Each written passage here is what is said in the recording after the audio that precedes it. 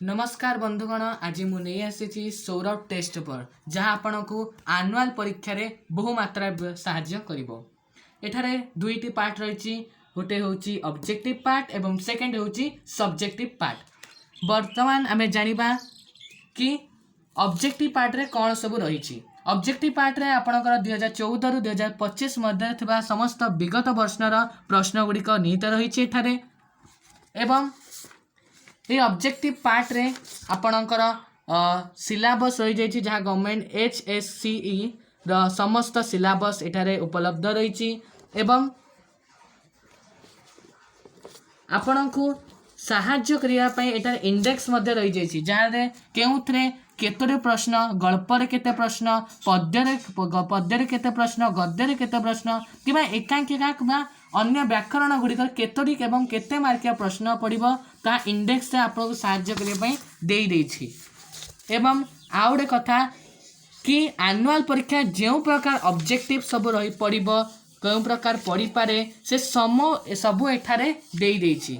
जे यह रोची साहित्य एवं इंग्लिश रो, सेकेंड टी होची हमर गणित विज्ञान रो, थर्ड टी होची सामाजिक विज्ञान संस्कृत हिंदी रो एवं फोर्थ आमर रोची आदर्श प्रश्न बा मॉडल क्वेश्चन रो, मॉडल क्वेश्चन बा आदर्श प्रश्न रो।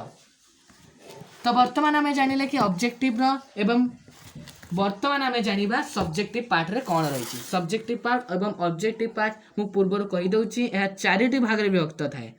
फास्ट आमे देखिबा साहित्य। साहित्य जेंति मु कहिते 2014 रु 2025 मध्य समस्त प्रश्न रही यह सहित यार इंडेक्स दे देछि। समस्त प्रकार किपर क्वेश्चन पड़िबो, विगत वर्ष रे केमितिया सब्जेक्टिव प्रबंध, अनुच्छेद, रचना, दरखास्त जहाँ जहाँ पड़िबो एठारे दे देछि।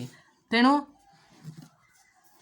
फोर्थ रे बा सबुठु लास्ट रोच आम सब्जेक्टिव पार्ट रो आदर्श बा मॉडल क्वेश्चन किपरि लॉन्ग क्वेश्चन आम परीक्षा रे पड़ी पारे, गणित रे केमति पड़ी पारे, विज्ञान, सामाजिक विज्ञान, संस्कृत, हिंदी एगुडे किपरि पड़ी थाए पड़ी पारे ताहा एठारे बहुत स्पष्ट भाव में दे देछि। तेणु मोर सुझाव अनुसार सौरभ टेस्ट पेपर किनिबा आपण पई बहुत फायदेमंद हबो एवं आपण एही टेस्ट पेपर वर्तमान आमे जानिबा एहार रेट कोन रहउची। एहार रेट वर्तमान 2026-1800 रहउची, किंतु आपण जदि अलगा थ्रोबा किबा पुरना र किनिया को चाहउछन 2025 र तबे ए आपण 1500 रे उपलब्ध होई थाए। तेणु सौरभ टेस्ट आपण को बेटर बेस्ट रहउची। तेणु मोर वीडियो टी आपण को भल लागिले लाइक, सब्सक्राइब एंड शेयर करिवे। धन्यवाद।